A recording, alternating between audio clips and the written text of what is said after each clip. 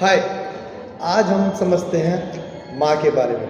अगर माँ को समझना है तो एक वर्ड है काइमेरा। काइमेरा का मतलब है हाइब्रिड ऑफ टू थिंग्स।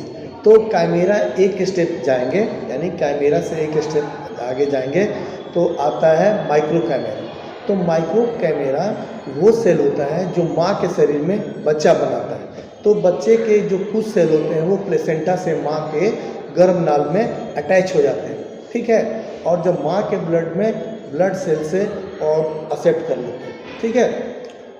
और पूरे बॉडी में जो सेल जो है वो डिस्ट्रीब्यूट रहती है, चाहे वो ब्रेन हो, हमारा हार्ट हो। तो इसमें जो इसी को बोलते हैं माइक्रो कैमेरा। अब जहाँ मेडिकल साइंस ख़त्म हो जाता है वहाँ से माँ का चमत्कार शुरू हो जाता है। ये माइक्रो कैमेरा जो सेल है वो पहले तो साइंस को पता नहीं था। तो जब ये रिसर्च हुआ तो पता चला कि माइक्रो कैमेरा जो है वो कैंसर को भी रोकती है। तो माइक्रो कैमेरा जो सेल है वो बीमारियों में भी काम करती है, कम करने में काम करती है।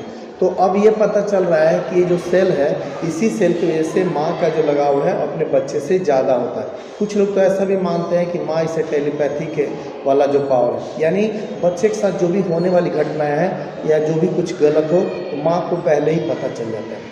और माँ बोलती है, लोग समझ नहीं पाते। तो माँ होती है, बच्चों के जन्म के बाद माइक्रो कैमेरा वो छोड़ जाती है और यही हमारा जो डीएनए प्रिंट में ये जो बच्चे अंदर है वो रह जाते हैं। अगर बच्चा पेट में मर भी जाए तो mother can feel her child. माँ की जो शक्ति है आगे मेडिकल साइंस भी नतमस्तक है, यानी वो एक्सप्लेन नहीं कर सकता है। इसलिए कहते हैं माँ तो माँ है। अब इसलिए if you have a mother, if you have one, go and hug her because she is not your mother, she is just your chimera, micro chimera. Thank you, मिलते हैं ऐसे नेक्स्ट वीडियो। Thank you.